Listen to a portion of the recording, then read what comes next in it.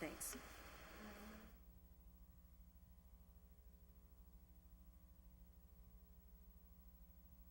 Oh, I don't need Outline. that. Thank you. And then this is the current version, if you're interested.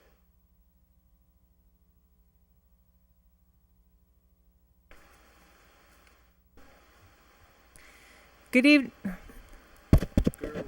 Hello. Ryan's around, right? I assume he's downstairs. No, let's go agendas. All right. Oh wait, that's a little stack, I didn't realize.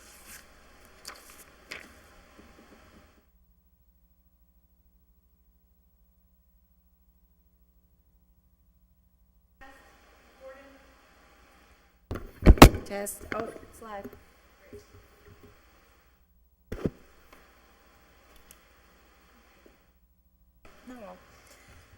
Good evening, everyone. I'd like to call to order the Tuesday, August 11th regular meeting of the Committee on Ordinance. The members present are myself. I'm Rebecca Lisi, the chair of this committee. To my left, I have Ward 7 Councilor Gordon Alexander. To my right, we also have Ward 5 City Councilor Linda Vacan. David Bartley, who is usually on this committee, cannot make it this evening. He represents Ward 3. And I think that Jennifer may be on her way. I haven't heard. We have a fairly short agenda this evening, so hopefully we'll get through it pretty efficiently. Item number 1 on the agenda is an order filed by Councilor Jordan. It is hereby ordered that the City Council amend where necessary the Holyoke Code of Ordinances, including Chapter 14 Animals and Chapters 1, Sections 1 through 10, Enforcement and Penalties, and enact any additional ordinances, if essential, in order to bring the Holyoke Code of Ordinances into compliance with the amended Mass General Law. Is there a motion to take this up off the table? So moved. Second. Motion has been made and seconded. All in favor? Aye. Aye. So moved. Okay, so we have a lot of documents in front of us this evening with the proposed ordinance and the outline of the changes that are being proposed. We do have Will Newcomb here, and Eric, I'm uncertain of your last name, I'm sorry. Velez. We have our Animal Control Officer, Eric Velez, here. You're more than welcome to come in and join us at the microphones and walk us through this.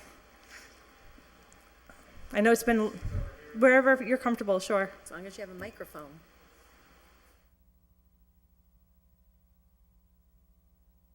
And just make sure the green light is on. Yep, There we go.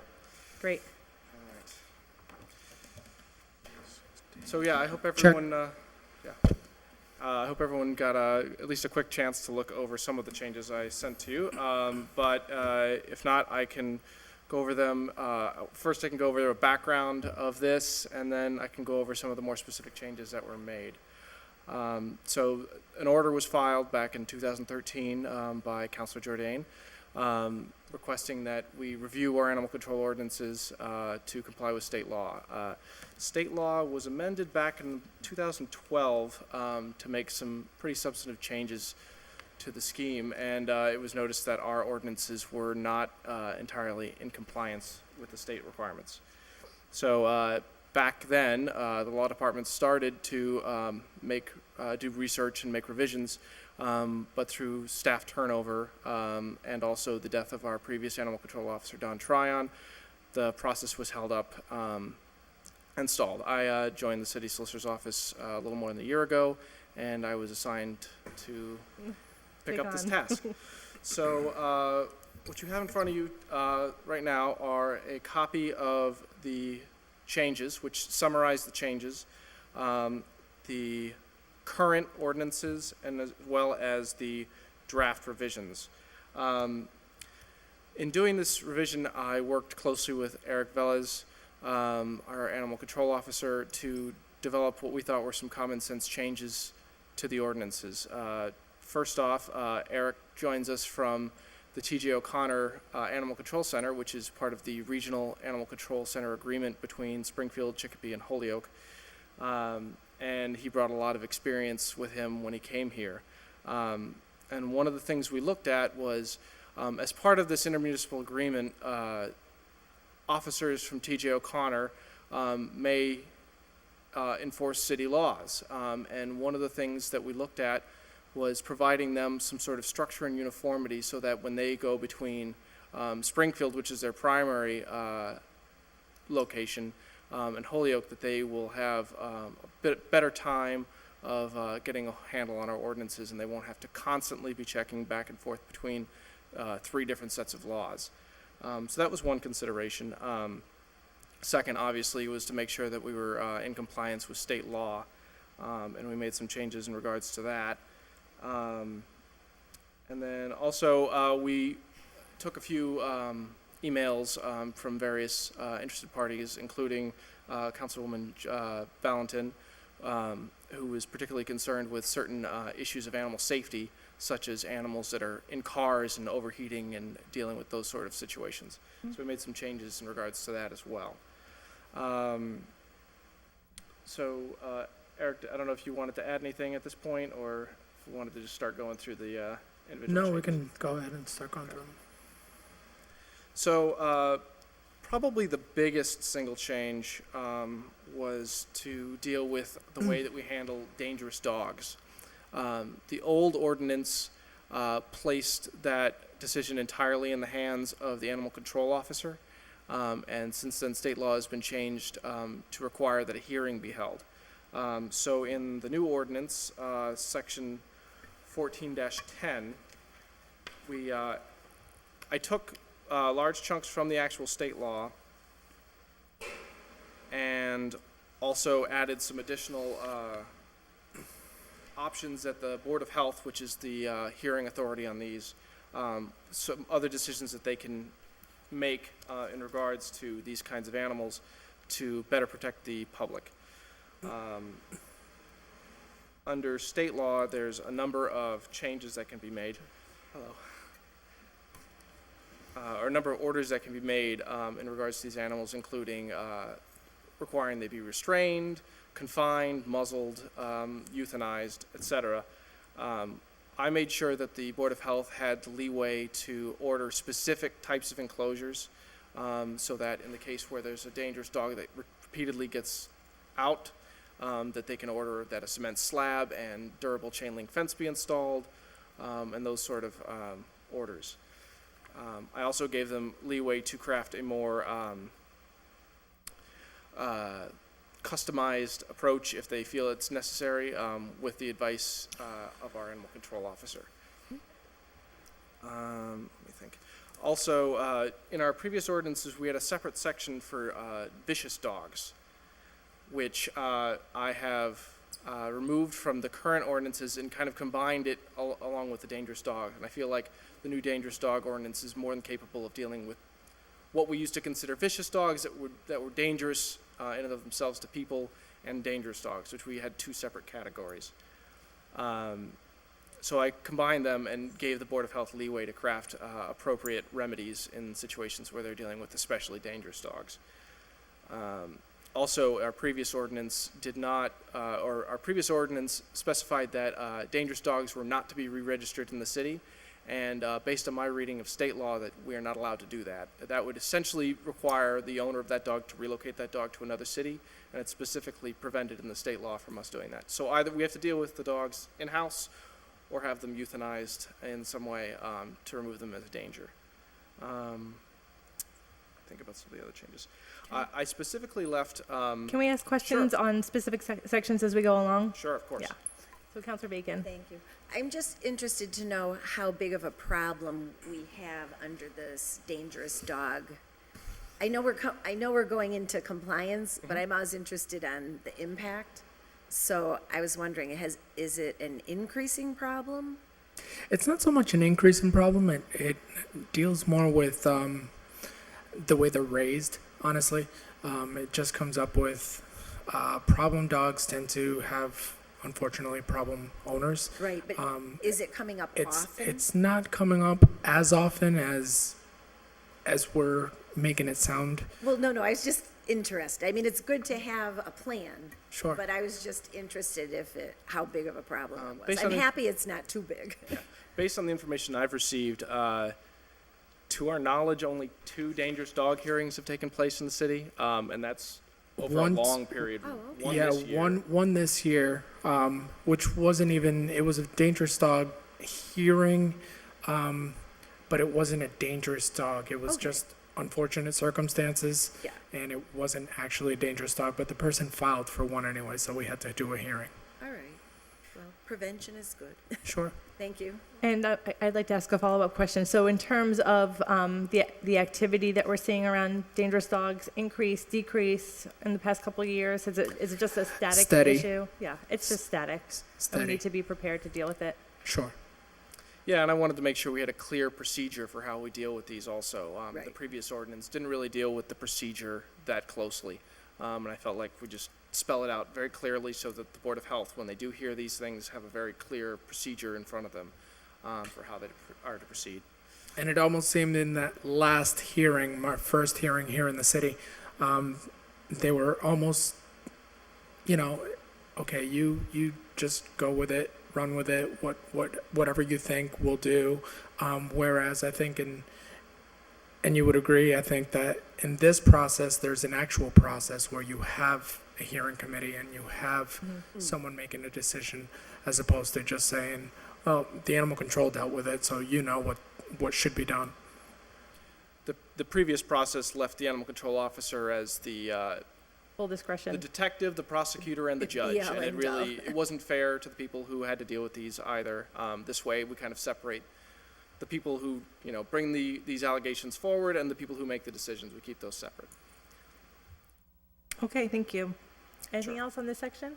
Well, Counselor, you're on section 10 or something, so you're sort of jumping around a little bit, but whenever you want. I have a bunch of questions on multiple sections. I don't care how I deal with them. So let's continue with finish. their presentation. We can ask questions on what they're presenting, and then we'll ask additional questions. And yeah, I was just trying to highlight some of the major changes. Organizationally, I changed essentially the entire ordinance. And that's what that chart was supposed to help you keep track of. Where I moved some sections, I combined other sections to make it a little bit more streamlined and a little bit, just leaner, so that we could kind of make it easier for the city to enforce these ordinances. Let me see what should we go next. Another relative to dangerous dogs and nuisance dogs, we currently don't require an additional licensing fee for such dogs. There are penalties associated with keeping such dogs in the current ordinances, but I wanted to make it so that once a dog makes it onto the dangerous dog list or nuisance dog list, that the owner will be required to pay additional licensing costs. Yep. This will help the city cover the expenses, involved with dealing with such dogs.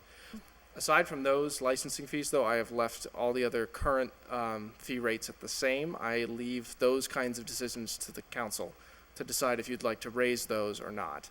And again, most of the violation amounts I've kept the same also. In some sections, I've added additional violations, but those ones that were already set in the ordinance, I've mostly kept the same.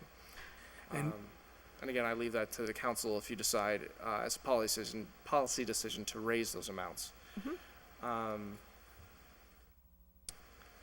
And with respect to keeping a list, city clerk's office has done a great job with keeping a list of who is or is not been declared vicious or potentially vicious. Okay. All right. So I also, I guess we should just start going in order of the new ordinances that I proposed. The first section, I've added a few provisions in the beginning, just as a statement of purpose, a severability clause, so that if any of these ordinances are found to be invalid, the rest of them stay in effect, and also to incorporate certain portions of the Massachusetts general laws that also apply to the city. And then the various definitions are essentially all the same. I clarified some things that I felt were maybe a little vague, and specified that, particularly specified that the Board of Health will be the hearing authority for dangerous dog hearings, which is something that in state law normally rests with the mayor or his designee. But we felt that since the Board of Health has already been handling these and the animal control officer has been acting within the Board of Health, that was an appropriate change to make. Next, in section 14-2, we deal with the requirements that owners vaccinate their animals for rabies. Based on the discussion with the animal control officer, we felt that 12 weeks was an appropriate time to require such vaccination. Following that, state law requires that dogs 6 months or older be licensed. Previously in our ordinances, we set it to 3 months.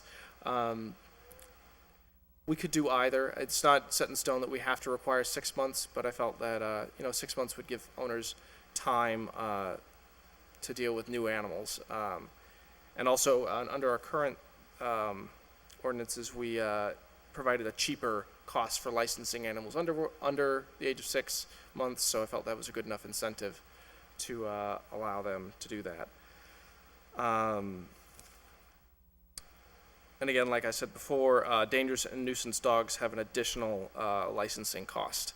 $100 for dangerous dogs and $50 for nuisance dogs, which they will only be required to pay that additional fee once a hearing has been done. So this is not something that's going to be imposed arbitrarily. It's going to have to go through a hearing process. Additionally, there was exemptions under our current statutes, or our current ordinances for seeing eye dogs and governmental dogs. State law has recently added an exemption for persons over the age of 70 are not to be required to pay licensing fees, so that was added in as well. Can I interrupt real quick? Sure. So is it the hearing process that deems a animal or a dog dangerous? Correct. Yes. So they're not actually dangerous unless they go through this hearing procedure and get this status? Correct. Yes. Nuisance Yes. dogs as well, which is dealt separately with a different ordinance. Okay, thanks. Also, you'll start seeing in each section, I added a specific section for violations.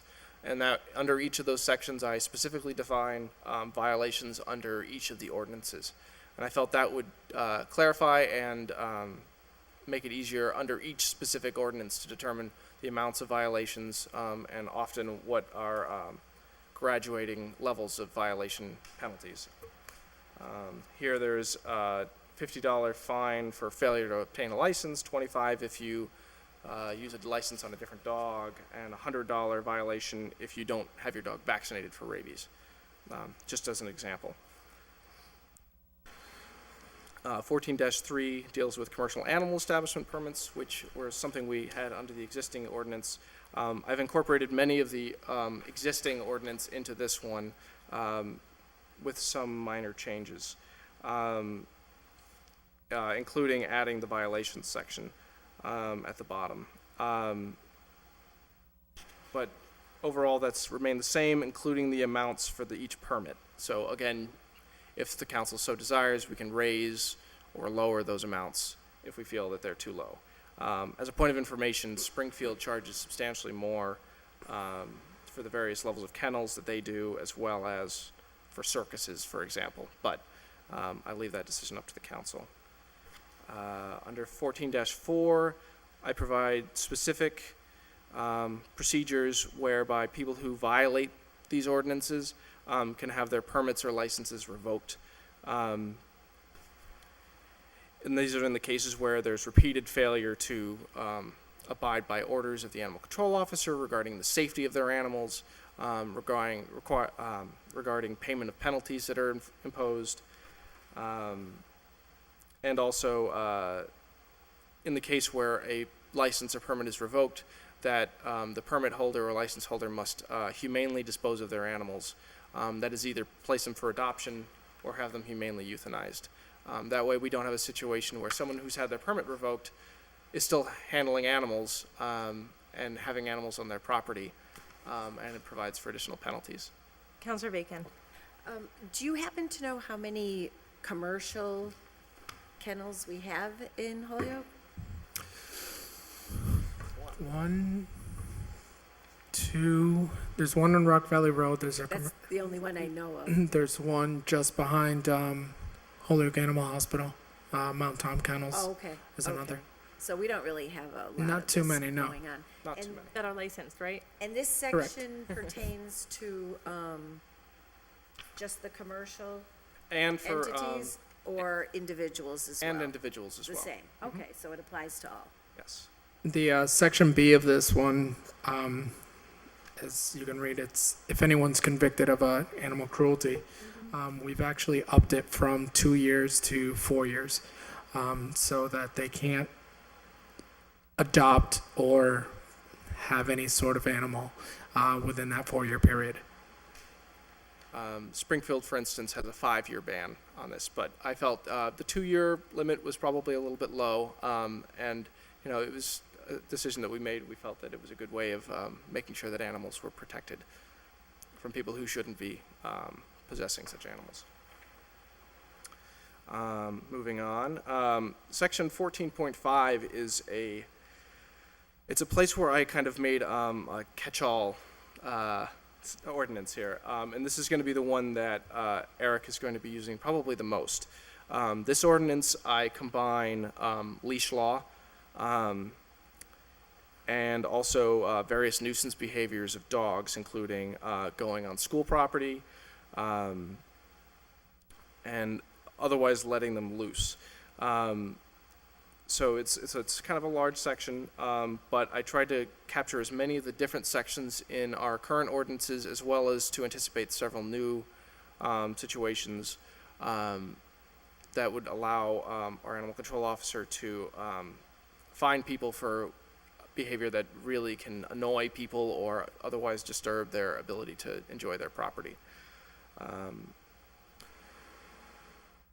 Now, with regard to any of these, the fees that you're looking at, say $50 for leash law, $50 for unlicensed, you might think that it's kind of steep. $100 if they're running loose, unaltered. There are many advantages that I'm actually giving to people, giving them the opportunity for free, oftentimes. To get these dogs neutered for free, get these dogs vaccinated for free, get these dogs taken care of either for free or at a very low cost. Just coming up in September, we've got a wellness dog clinic here at City Hall, just outside here, where everything's going to be free for the first 50 dogs that walk in, and that's going to include anything from rabies shots to microchips. City clerk, I believe they'll have a city clerk person there giving out licenses as well, which will probably be the only thing that they'll pay for, but everything else is free. Nail clipping, caring overall, it's just going to be a wellness clinic that we're holding 2 here in the city, and I'm partnering up with TJO, Canes Crusade, and I forget the other organization that's helping us out there. But Do you have dates for those? September 19th, it's going to be a Saturday. Mhm. It's going to be 2 4-hour sessions. I believe it's 4 to 12 and then 1 to 5. Great, thank And you. so what I'm saying is that when you see here that this failure to, restrain your dog and he's running loose and he's not neutered, that's an extra $100 citation on top of on top of the leash law, on top of the unlicensed fee. It could add up. However, there are opportunities out there that I've been given myself to people to help them better care for their animals. And also, Eric has a broad discretion to deal with these situations That's in my a next way. question. Yeah. As I set in each of these ordinances, the fee shall not be more than X amount of dollars for these violations. So he could also issue warnings and otherwise deal with these situations in a way that makes sense within the context of each situation. But we wanted to also give him tools and teeth to be able to deal with some of these situations where we have animals who are consistently being let loose. Everybody knows who And they are, right? yeah, exactly. And also, not only that, but I believe they come really close to, if not almost similar to, the city of Springfield's fines and penalties, which means that, again, the TJO officers that are here in the city also enforcing these same laws don't have to worry about going back to, oh wait, is Holyoke anything different? They just know that this is the same, and they can go ahead and enforce it. And Eric does the day-to-day enforcement of our animal control ordinances, Yes. but in situations on weekends or if he's on vacation, the TJO officers are available to the city to deal with our various animal issues. All right, were there any questions about that section? All right. Then I will move on to 14-6, which deals specifically with impounding and quarantining various animals. We specifically added a provision that dogs that bite people shall be quarantined for 10 days minimum, and that's a state law requirement under Chapter 129, Section 21. And that's it was explained to me that 10 days, once an animal's been held for 10 days, if it has not died already, it does not have rabies. So that was added in there. Also, our previous ordinances set specific boarding fees and impoundment fees that would be paid by the owner. Since those ordinances had been adopted, we've done our intermunicipal agreement, and now those fees are paid directly to TJ O'Connor for providing their services, and that's been part of the agreement. So now I have those impound fees and boarding fees as set by the Animal Control Center. And then there were also there was a short section at the end about maintaining records, which is also a state law requirement, which was added in. So now the animal control officer will maintain records for at least 2 years for each animal that is impounded or otherwise seized. And with and with the chameleon system that TJO uses, I can go back and check on calls that I did back in 2006. So keeping of records for 2 years is not a problem. 14-7, very quickly, is just that no animal should be released for adoption at the Animal Control Center without first being altered, which just is a good common sense practice, which I believe was in the current, which are in the current ordinances as well. But that way, it just helps control the population of animals in the city.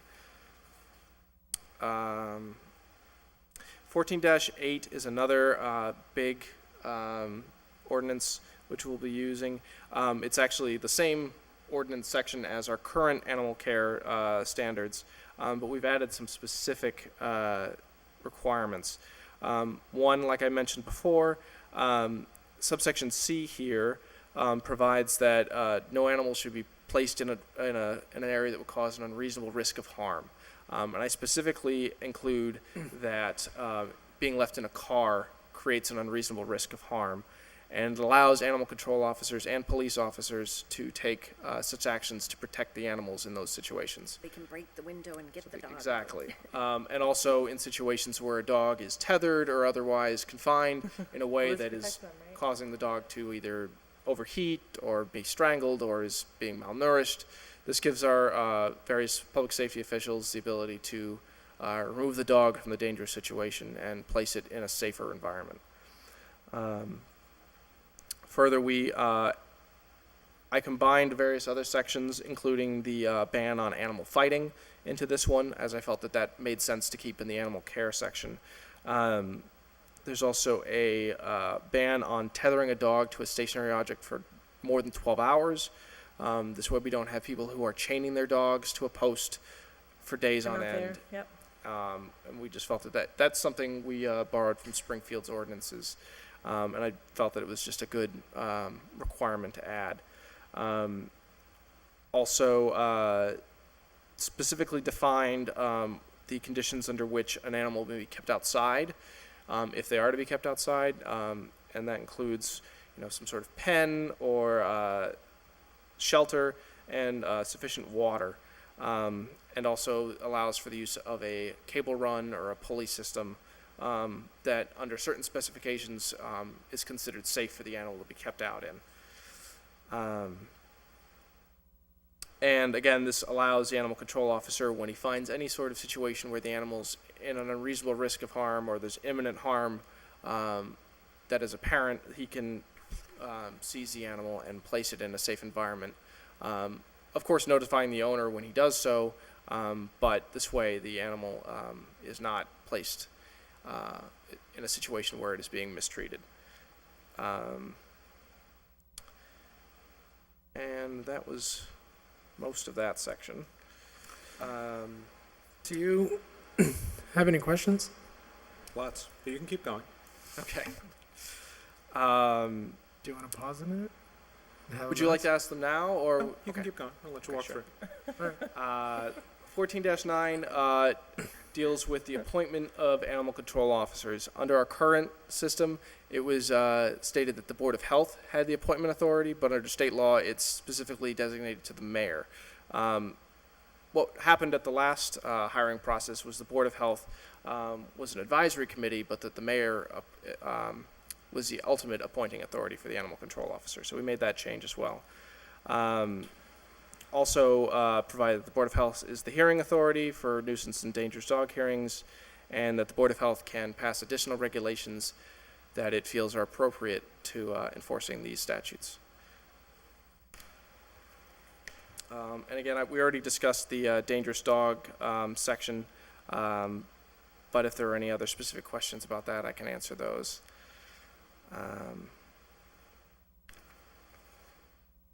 But if not, we can move on. 14-11 has to deal with animal waste and making sure that people who take their dog out in public or on other people's private property have means of taking care of that waste so that we don't cause public health hazards or nuisances. So that's pretty basic. Section 14-12, I combined the wild animals and livestock animals sections so that it just was all in one place. So here we restate that there's no wild animals or wild hybrid animals, which include animals like coy dogs and other dangerous or wolf dogs, which are considered unnecessarily dangerous to keep. And with an exception that any animal that the state has deemed to be acceptable to keep and is kept within the bounds of state law, that would be allowable. Also provided a specific section to prohibit people from feeding wild animals, such as bears, to cause a nuisance. So if people are causing a situation where they're attracting bears repeatedly to their property because they are feeding them, we want to have some sort of mechanism for the animal control officer to deal with that situation. Also, and this is something that certainly open to discussion about. Under the current ordinances, we specifically ban fowl unless otherwise zoned by the city, zoned residential agriculture, and also specifically ban the keeping of pigs unless they're being fed garbage or going to be immediately slaughtered. Something that I didn't add in to this section, I just kept that livestock animals are only allowed where zoned, and left it at that. But I'm certainly open to discussing to whether or not to change that. But I felt as long as they're being kept in a safe environment in accordance with the zoning regulations, I felt that would be enough. And then moving on, section 14-13 dealt specifically with procedures for the animal control officer, allowing him to issue warnings, notice of violations, orders, citations, fines, etc.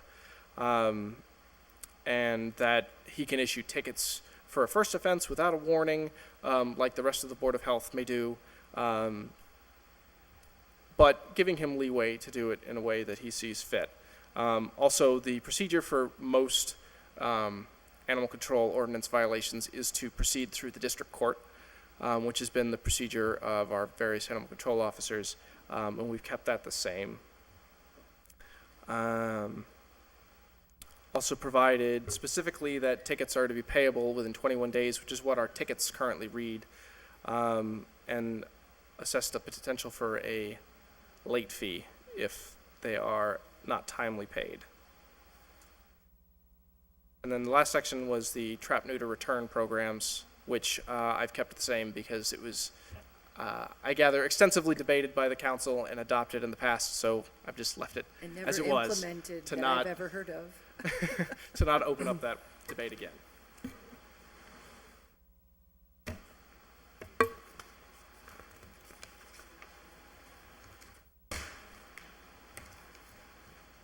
So that was just a brief rundown of the changes and the new structure that we are proposing.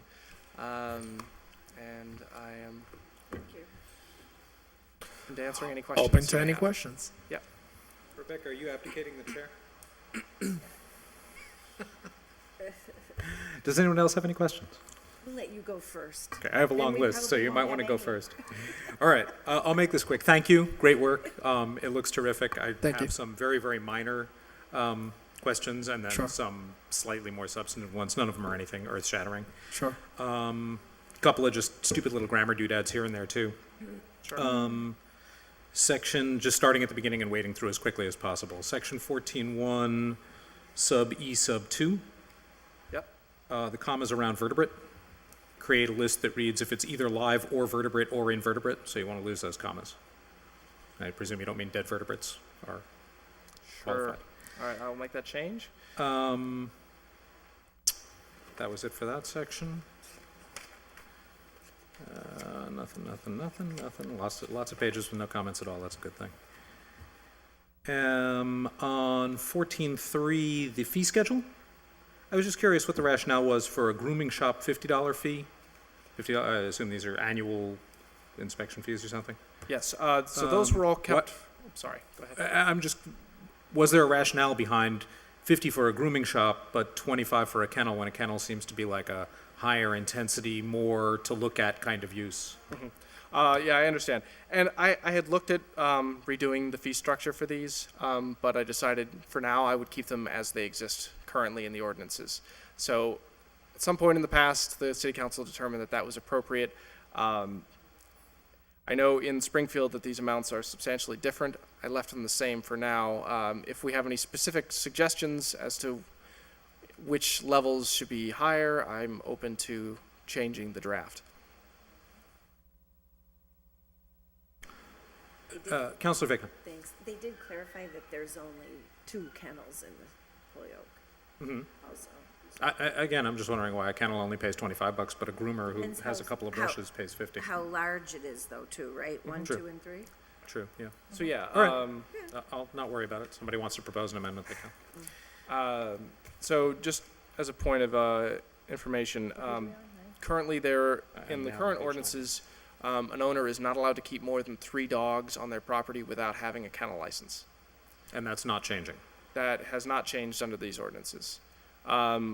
Springfield, I believe the minimum number for a kennel is 4, or no, was it 4? For a kennel? No, for a home it's 4. It was 4 was the max, and then Max kennels started at 5. Max 4. Kennel started at 5. So we're just one dog shy of that. Correct. Okay, which Yes. I support. I think I would encourage Springfield to lower that. Oh, also there Reduce we it did, by one dog. yeah, we also clarified one other thing under the kennel structure, that kennels were to be by the dwelling unit, or the number of dogs limited to each property was by the dwelling unit, as opposed to by the parcel. It wasn't really clear in the current ordinances whether or not it was by property, which would be It's a by great the catch, thank parcel. you. So And I the- clarified that it was by the dwelling unit. And the reason why I did that, or we did that rather, is because a property could be an apartment building. That's a property. Sure, and even if there's a dog in and every you other have apartment, you could have 20 One dogs. dog's, Yeah. exactly. You have 1 dog per dwelling. That's 1 dog per dwelling. Whereas if you have a 3-family home and they each want to have 3 dogs, then, I mean, I don't really want 9 dogs in a house, but if they're all well kept and they're licensed, vaccinated, and such, everything's up to date, then per dwelling, I think, is appropriate. That's fine. We can that seems like a good way to do it, and if it ever becomes an issue, we can certainly revisit Sure. it down the Then road. As a basic philosophical thing when writing ordinances, I like to make sure that they flow so that any information you need in order to interpret a sentence is defined or described or something in some prior sentence, you know what I mean? So you don't end up with a, what the heck does that mean? And you have to refer forward in the ordinance to find it. Make sense? Yes. So section, where am I now? 14.5 sub A1 2. Dog can be off restraint if it's completely confined within a fenced-in area. Later on in 14.8F, you include invisible fences as being satisfactory. Maybe all the way back here or all the way back in the definitions, you want to define fenced area as including electronic fences. It's a great idea. I think that will Okay. fit better in the definitions section, so I'll make sure to add in a fenced-in area. Next question, same section, 14.5 D2. I'm sorry. D2, repeated trespass on school grounds or private property. I'm just curious why you singled out, and maybe it was already there and there's no change, but why school grounds and private property as opposed to, I don't know what, the library grounds or, you know, some other publicly held non-park or whatever? Well, the specific ban on school ground trespassing was in our current ordinances. So I wanted to make sure that that was captured within one of these specific definitions of Is nuisance. there some reason to exclude, essentially we're saying that your dog isn't under proper care if it's trespassing on somebody else's property. Is there some reason to say there are certain public properties where that's okay? There certainly are other properties in the city, such as the parks or dog parks, where it's not as much of a concern. But if the committee thinks that public property trespassing should also be included, Well, I don't have a little kid, but if my little kid's playing in the park and there's a big dog running around loose with nobody controlling it, to me, that's an issue. I would say repeated trespass on public or private property is, And I think that's where you were going to. Yeah. I was kind of listening. And I think it is also molesting or attacking persons. I think that encaptures some of that, but also repeatedly being found at large or off confinement. It also would capture caught that. all that. Yeah, I think that Didn't see any reason to exclude, and when you exclude, you create holes, you know?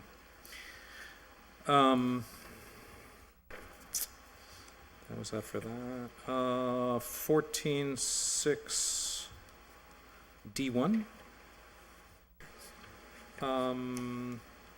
This is a point of curiosity, I guess, but it may lead to something. I had a situation not too long ago where a owner of a dog in an apartment, so it's a multi-unit building, and the owner of a dog in one apartment, that dog attacked a dog that lived in another apartment in the same building, in one of the public common areas. I don't remember if it was indoors or outdoors, but it was in a common area. And the animal control officer at the time confined the dog into its own apartment. I don't know if there was a rabies check done. What I do know are there were other dogs living in the apartment where this dog that had just attacked a dog was confined to. So that sort of didn't make a lot of sense to me. I don't know if you guys have any thoughts on that. Did I describe that well enough that you know what I'm saying?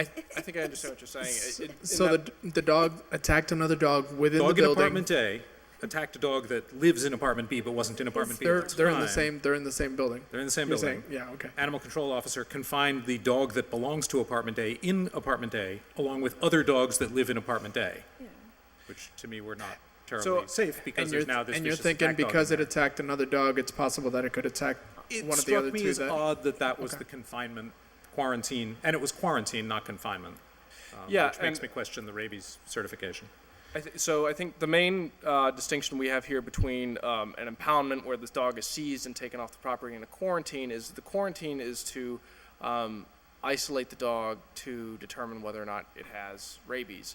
In the case where a dog has been vaccinated for rabies, that's not as much of a risk, but we do want to still keep the dog separated from the general population in some way, but it's not as much of a public health risk to have a dog that has been vaccinated for rabies be kept in the home of the owner.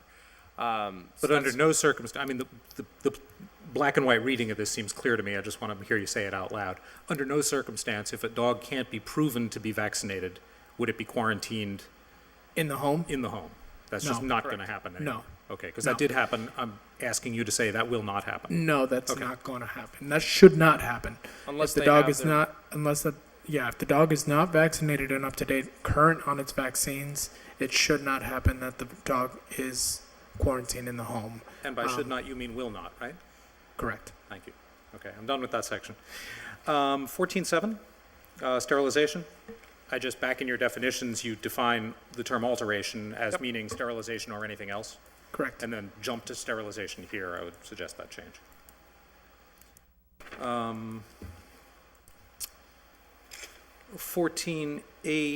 14.8C, unreasonable risk of harm. I'm assuming from your discussion of it that that is harm to the animal itself. Correct. It seemed a little vague when I read it, so I don't know if you want to just put to Okay. the animal there, just to clarify. Where am I? 14. These subs get hard to follow. 14, anyway, page 14, subsection E at the top, sub 1E. You've just got a typo in there. Clean water and appropriate shelter, is that what that's supposed to say? Or and an appropriate shelter? I'm not sure what you were. And You said, which section was this, 14-10? Or is Top of this, page 14, or your page numbering's not the same? no, page 14 Little e. This E is section on the top. 14.8, on the very, very top. section E. Page 14. Gotcha. Okay, And. sorry. Repeat your question, please. Just that it says clean water and an appropriate, is that an and? Is that what you wanted there? And appropriate. Thank you. I think I made that change in a different section, in a different revision. But, That'll happen. Didn't make it in there, so I will make that correction as well. 14.9 sub D, bottom of page 15. You've defined the Board of Health as the hearing authority for hearings. Yes? You did that back in the definitions on page 1, so. Okay. What happens is if you do it in two places and then someday somebody updates page 1 for some reason, and then that doesn't get updated, and then the law is unclear and blah, blah. So. 1410 C2 sub 2. I have no question. Oh, I do have a question. Here, actually. Go I ahead. do have a question. Well, my question was just premises of the keeper of the dog, does that mean the dwelling unit? Does that exclude common areas? Again, I'm thinking of apartment buildings and stuff. The construction of that was that the specific property of which the person in control of the dog has possession of. In an apartment, the owner of the dog does not have possession of the common areas. in Is most that how any situations. reasonable court would interpret that? I believe so. Okay. And, I'm sorry, Counselor Lisi. Taking the Chairman floor Lisi. again. So regarding section C and defining the process for the hearing, do we lay out timelines anywhere? I didn't see, or is it this section F? Is that what it is? No, it's after the decision, but no, it's specifically for the hearing, because I know we want to, 1410, you said? 1410, we are creating this right to a hearing. So in section C, we say there's a request for a hearing, the hearing authority shall investigate, and then at the public hearing, but there's nothing in terms of timelines to ensure that the hearing process begins and has, you know, some sort of reasonable expectation that the hearing is going to happen, so that the person who is requesting the hearings can be assured that they're going to get the hearing within a reasonable amount of time. But The first hearing that I did, I looked at my first available date within 2 weeks to grab that room upstairs on the 4th floor of the annex, and that's the date that I gave. So would you be comfortable with, let's say, a 21-day clock on hearings must be held within 21 days of the initial complaint or request. something? If the request is in, yes, 21 days is more than reasonable time. Okay. I was kind of aiming for 14, but 14. 21 give you a but buffer. 21 is fine. Either is fine, but open-ended is But- probably not but good, twen- particularly when somebody's the- paying boarding for an Right, hour. and I try to do it a little quicker because Hey, you can do them the next day. Nothing's stopping you. We're just putting well, an end no, date I'm on just it. and having 21 days is great because that just gives them the reasonable expectation. Yep. But I try to do it quicker simply because people are upset, sore, feelings are hurt, whatever, and they want something done like yesterday. And so, there's cost tracking up for whoever's got their dog in, T.J. O'Connor or whatever. correct. All right, so yeah, I'll make that addition. Also, I can make an addition that the results of the hearing in writing can be done within 10 days from Yeah. the date of the hearing. I think Yeah. I'll do that as well. Counselor Bacon? Thank you.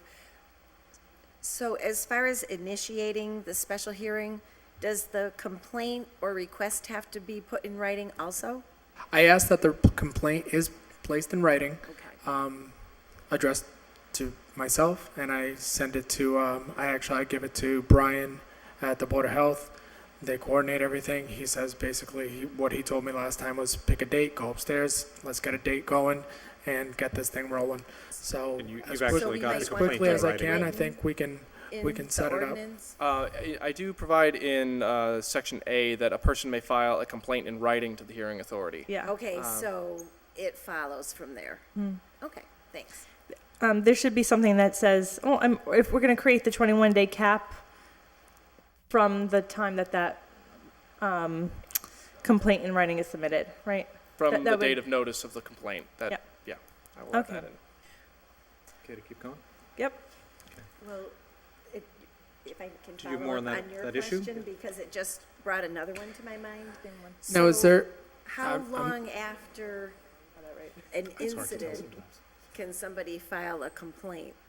Do you know what I mean? So, they you could know, file it the something- they could file it the next day if they want. Right, but so say something happens now, Sure. and nobody files a complaint, and then there's some other disagreement, and 6 months later, the person says, I'm gonna call, when your dog did that, I'm filing a complaint. Like, how Sort of far statute of back in limitation. Are you time suggesting that we can put, go? right, are you suggesting that we place a statute of limitation on a, Well, I'm wondering if it would be a reasonable idea. I think it would be a good idea. It should probably be within a close time period so that we can actually do an adequate investigation. If So it- maybe the same as the request for the hearing, maybe? Or I mean, I whatever want to give you- them a little whatever you leeway. guys feel is reasonable, I would accept. It just seems like there has to be a window that's, I feel like this sort of complaint wouldn't be able to be adequately investigated if it was made farther than like 3 months from when the incident occurred. So maybe do something like 90 days. okay. Complaints must be filed within 90 days of the Okay. incident, that kind of thing. okay.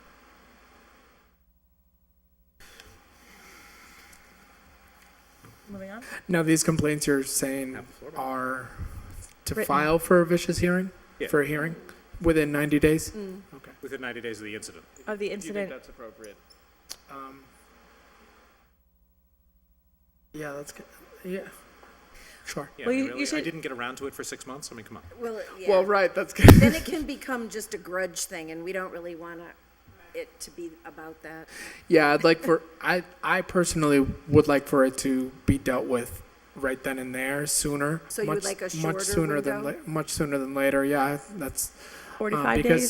someone can say, oh, that dog bit me, 3 months ago, 6 months ago, whatever it was, and now I want to file a complaint. It's like, okay, where's the statute? What at? if we use the 21 days, the same as you get a I think hearing in that's perfect. 21 days? I think that's And perfect. you had 21 days to report it, or file the complaint?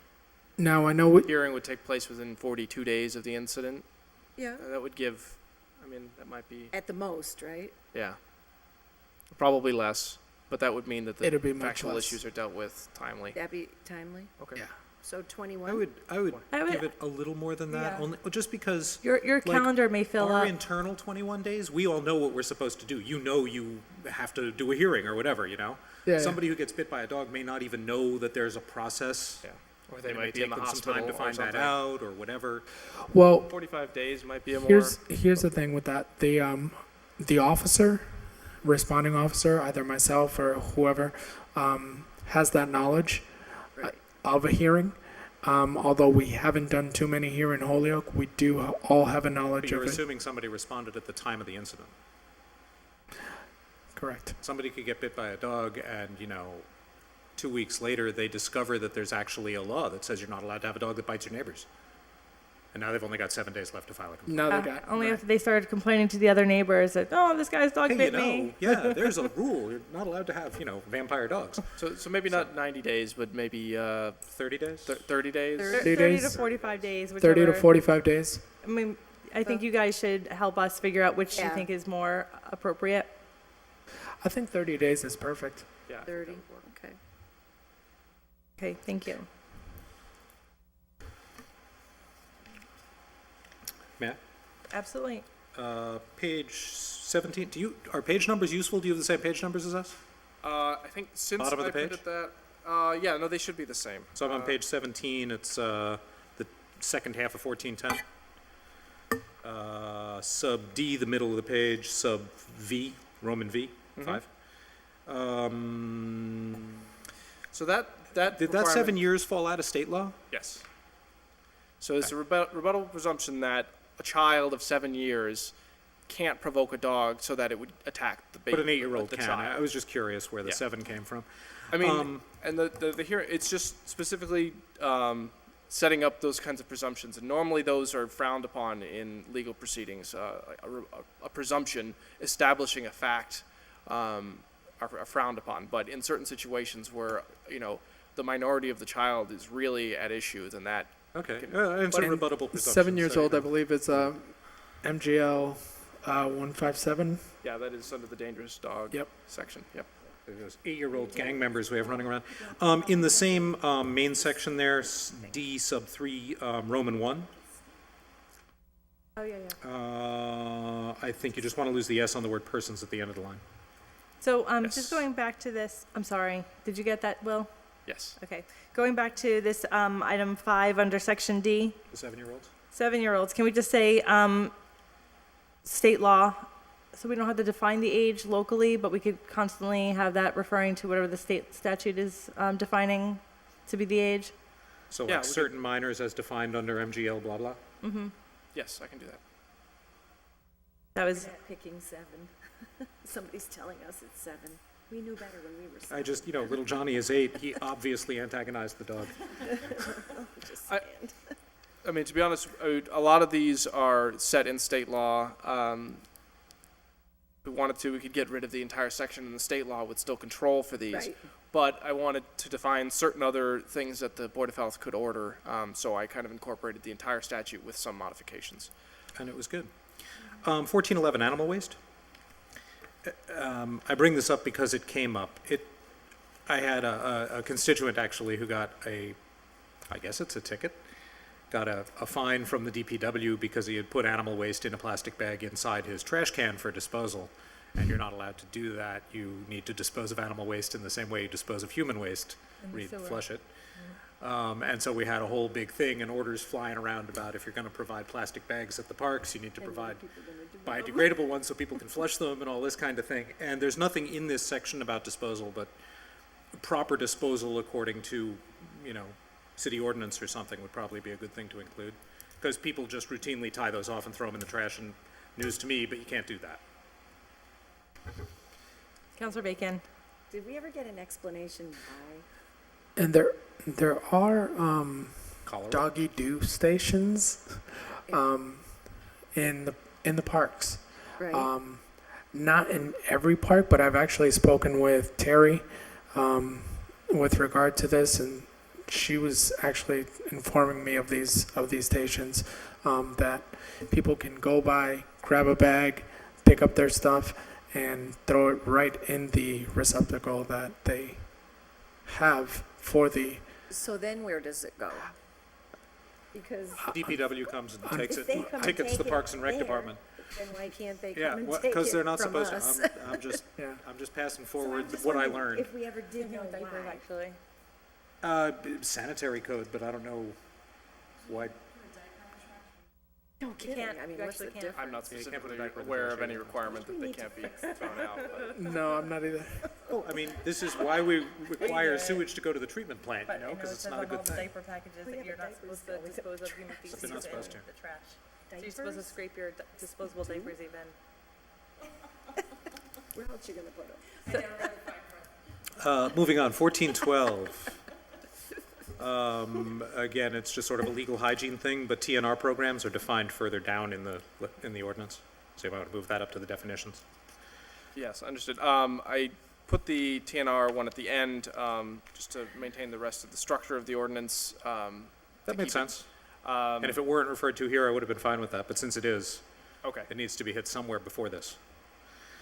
And then I was just curious, on violations here, I'm pretty sure everywhere else where there's a fee structure, it's a not more than, and here it was a fixed fee. I was wondering if there was a rationale.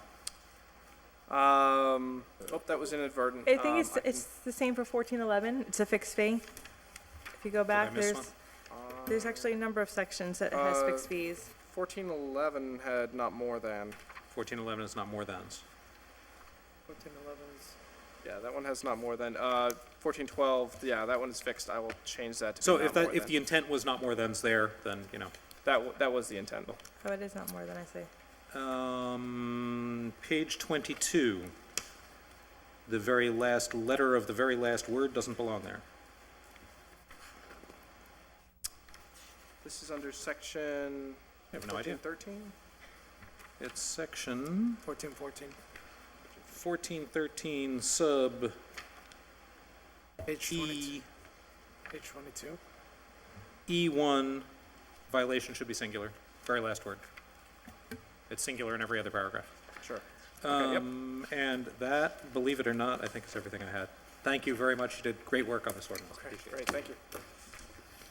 Any other questions? I think that's great. Great. A lot of work. So, do folks want to see this again before we put it before the city council with the amendments that we went over together as a group to make sure that they're in there, or do you feel? I'd be fine making a motion to adopt as amended. Do you want a separate motion to adopt the amendments as a group? Yes. So move that we adopt all of the proposed amendments that you've already recorded. Motion has been made and seconded to adopt the amendments that we went through, as we went through this ordinance page by page. All in favor? Aye. Under discussion, Counselor Bacon. Thank you. Just under item C, did we actually change that, or did we just discuss it on page 9 about the school versus the public-private property? My understanding was we changed it, but So what did we change it to? Public or private property? Yes, I made a note of that already, so, yes. I'll add public property into that section as well. so are we okay with the vote with that amendment included? Except that, have we, by doing that, inadvertently taken them out of parks? That wasn't our intent. No, I think because it's defined by the trespassing on the property. So they could be on any property that's public or private as long as they're not trespassing. Which would be after certain hours in parks, just like people. So we're leaving in the 8 to 4. We didn't take that out. Okay, I just wanted to be sure I knew what we edited. Thank you. Motion to adopt the ordinance as amended? Motion's been made and seconded. All in favor? Aye. So moved. Thank you. Thanks. Thank you. And I will work closely with, dog control. and we'll get that put in legal form also for the city council to adopt. And thank you very much. Yeah, thank you. All right. All right. So we have a couple other items to move through before our meeting is over. Motion to take up item 2? Second. Motion was made and seconded. All in favor? Aye. So moved. So item number 2 is a communication from Jeff Burkott regarding the Office of Planning Development's site plan review of Holyoke Medical Center at 575 Beach Street. Kara, did you have some info for us on this? We got it by email yesterday. Do we need to act upon it, or just receive it at this point? Well, I want, This was the, if I don't hear back, I'm going to assume you agree with it. I guess what I wanted to hear from you mostly is if you think that their interpretation merits them being before the planning board in site plan review at all? I think they do. Thank you. Well, the letter that Jeff was referring to and the email I had sent yesterday attached all the submittals that the hospital has done. So the new application for site plan review is for new emergency department. So, I mean, off the top of my head, I don't have the site plan in front of me, but obviously it's a large project, so I'm sure it's met the threshold requirements for site plan review. So, that's what's currently in front of the planning board, and they're scheduled for a hearing August 25th. 8:25 is when the hearing is scheduled, and they want feedback from us on any particular dimensions of this site plan. I really, The letter from Jeff was just, he sends every application they get for site plan review, he sends a copy to the council. It goes to the various departments as well, so. it's a new application, everything is new, so they are properly before the planning board for site plan review. So they're not carrying over this allowance that we made for them in previous years. Is that, I mean, the conversation, Well, there's two different issues, I think. The parking lots are a different issue. What's before the planning board right now is site plan review for the new emergency department. Without the parking lots. Well, I mean, well, the hospital, I understand, is in the process of constructing previously approved parking lots. And I guess it is in connection. There's some contention over With whether the this. approval holds. yeah, that's like Because the, they were approved as part of a different project that died. They were approved, but the ordinance, 7115 is, well, there's two separate, I mean, the site plan that was previously approved for the 4-story medical office building is still in effect. It's good until February of 2017. But then the ordinance states that parking lots or structures designed to serve hospitals and their accessory uses in buildings are allowed, whether or not a fee is charged for their use. And so based on this, I had advised the building commissioner and planning that it was my opinion that they can construct accessory parking lots by right.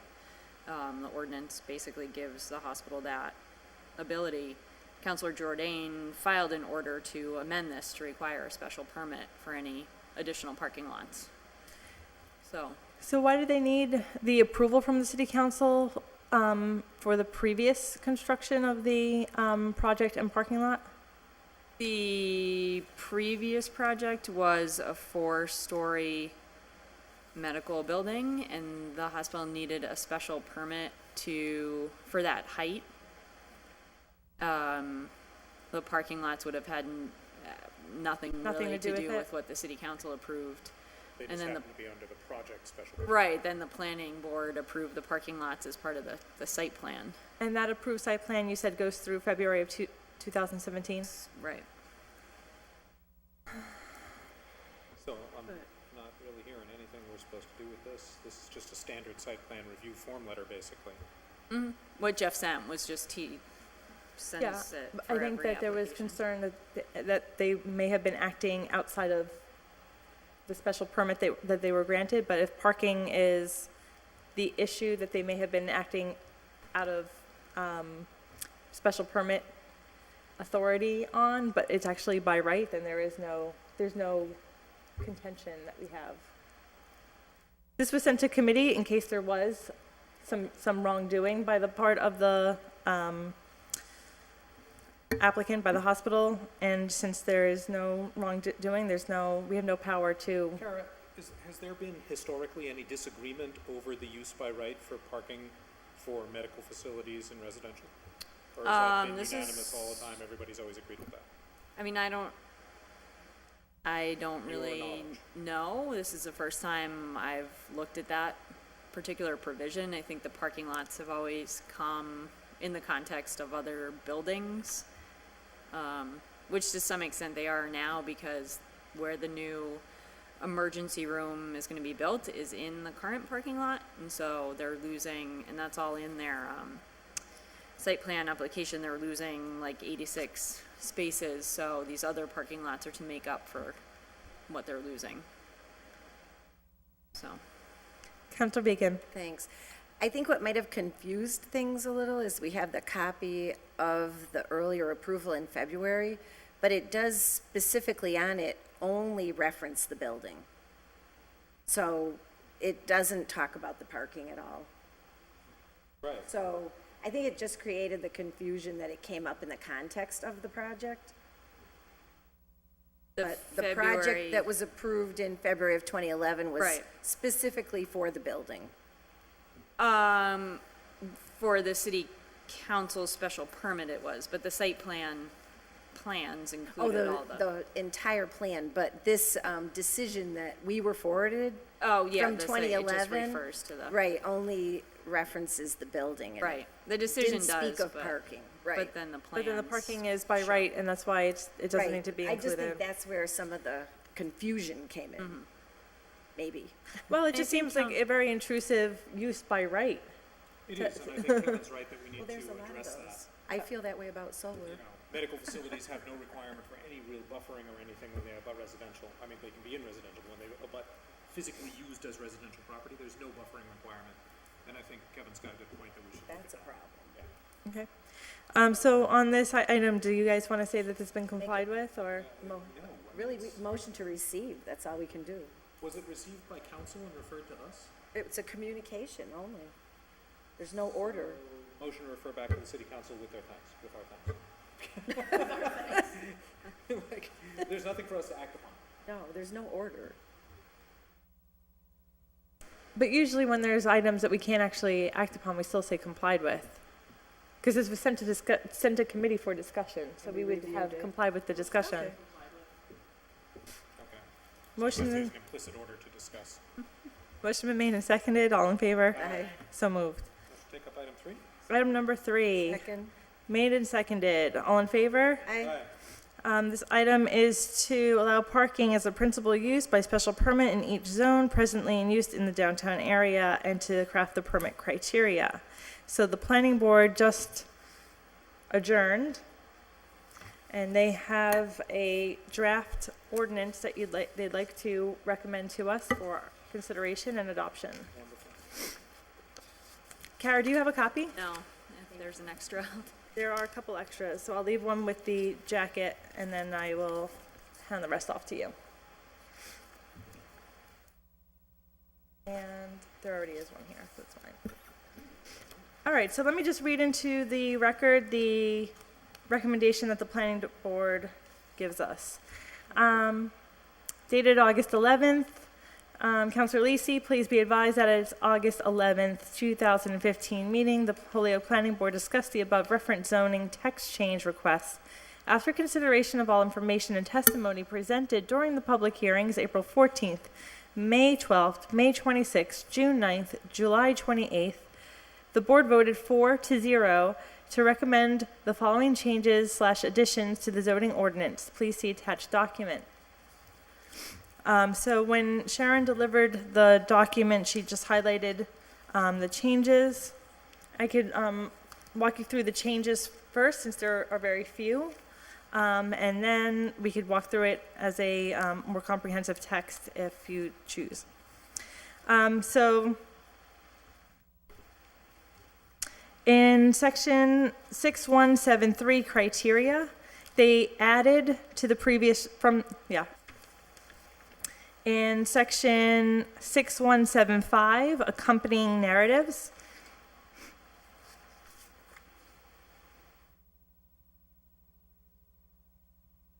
she identified section L as an addition as well, so they have to identify any changes that the proposed parking lot will make to features, structures of historical significance on parcels adjacent to the parcel. So they just need to identify those changes.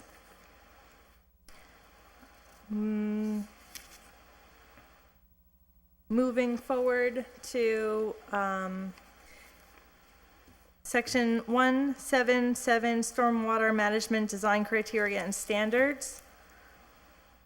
In Section 2, Low Impact Developments, there were previously some incentives to ensure that the applicant created low impact development, but those incentives were removed as a requirement, or as an incentive, I should say. Upon Councilor Bartley's request at the meeting where he suggested a number of text changes, in 6179 procedure review, the planning board wrote that in the second to last sentence, so the planning board clerk, the city engineer, the stormwater authority, building department, historical commission, fire department, and conservation committee, conservation commissioner, that should say, Conservation commission, Commission. are being requested to give a comment on the plans, and each shall be given 21 days running concurrently from the date received by the planning board clerk. So that just means that instead of a rolling deadline, that each of these bodies are going to receive the communication and have 21 days to comment from the date that the communication is received by the clerk's office. So what is the change there? It wasn't running concurrently previously. There would be a staggered deadline, and people could just file in their comments whenever they wanted to. Here, the deadline is concurrent, 21 days for all departments. So in the case that a department fails to reply in the 21 days, then it's seen as an approval or a non-issue? Non-issue, I think is a better way to Right. say that. Does that need to be stated? I don't think that we stated for our own special permits.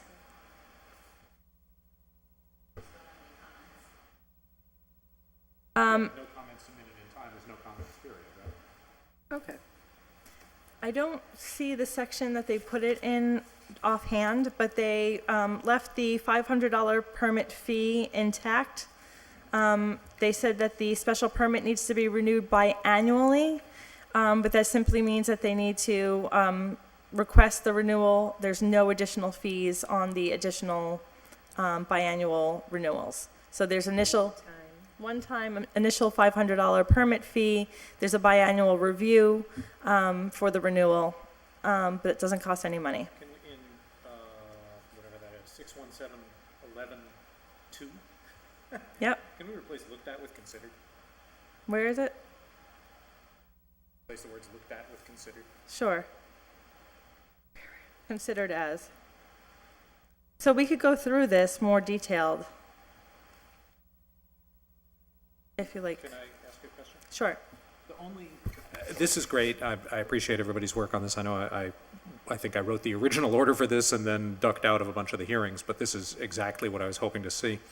The only thing I don't see in here, and I wonder if we want to address it at some level in here, is snow management plan. I found stormwater, I found everything else, but what do you do with mountains of snow? Are you allowed to just pile it in the middle of the accessory lot for the duration of the season? Do we want to require that it be removed? Kara, what do we do? Require that there be a snow management plan filed as part Pick on of? these people? Well, for example, I remember when the pediatric cardiologist was before us, looking for a special permit for his medical use in the residential professional office overlay district on Northampton Street. We did ask him questions about snow removal, but I don't think we required a formal plan. Do you have a sense of? I don't really remember. We did deal with it, I mean, one I of the think it Babola might- Road projects. It might make sense to, I don't know, to say that they can't use it. I mean, you wouldn't want somebody to, Store snow? right, right, For snow storage, because then it gets full of trash and blah, blah, blah, you know. right. But if they need the parking, I don't think they're gonna store snow there. Yeah, exactly. I always go back to this little parking lot I have across the street from ours, that for an example in my head. I mean, we lose spots every winter because we have to put the snow somewhere. But I don't want anyone telling me I gotta pay for it to get removed. I mean, come on. Right. I know, I'm just saying, I mean, No, but I- remove your snow or else, I mean. Well, right, and I mean, I think, Unfortunately, we Depending lose who like it- 10 spots every winter. There's only so much snow you can put somewhere. right, Counselor Bacon. thank you. Yeah, and I think when we're forming this, we have to be consistent with what we're doing relative to parking in general. These specific individual parking lots, I think, should be treated the same as every other parking lot if they're granted. The issue is, do we grant it or don't we grant it, to me? Thank you. I brought with me the changes that Counselor Bartley had proposed previously, but do you want to go through them? Did he propose for this evening or at the other meeting? No, at the other meeting, which, at our last meeting, when we closed the public hearing, Sharon presented us with a list of all the text changes that he had raised for our consideration. So we just want to verify that they got addressed. Well, I think that the only ones that got addressed were the ones that she highlighted for me, and I don't know offhand if there were others that were addressed. I mean, and we may not want to Well, should we look at them? incorporate them Vote as a all. committee to Yeah, react to his suggestions? I'm having trouble even locating them now. This was animal stuff. For animals. Here it is. All right, so Counselor Bartley's changes. Sorry.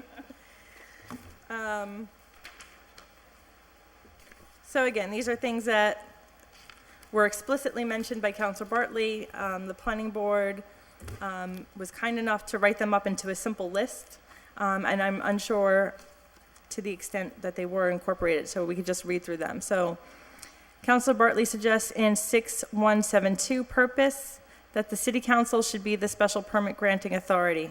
Or no, he asks, should the city council be the special permit granting authority? And they are, And the planning board suggests the planning board. yes. I'm okay with the planning board. Right now, the planning board is the granting authority, and I am fine with the planning board. I would go with Counselor Bartley's recommendation and offer the amendment that it come to the city council, because we're the ones that are gonna be hearing about it if there's any problems, not the planning board folks that are appointed. They'll be calling us. And I just want to make it clear that it says should, so it's not that Counselor Bartley is making this recommendation, he just raises it as a point of consideration.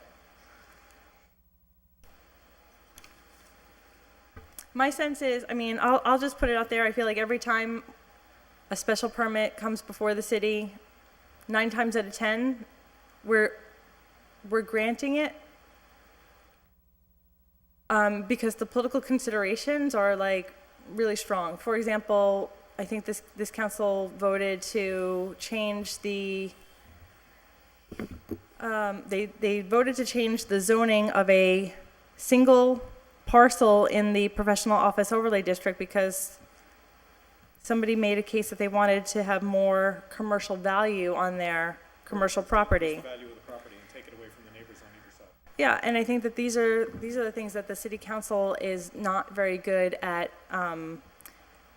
separating itself from in terms of like the connections and associations and relationships. Additionally, I would say that last Tuesday at the city council meeting, Joe, is anyone else on the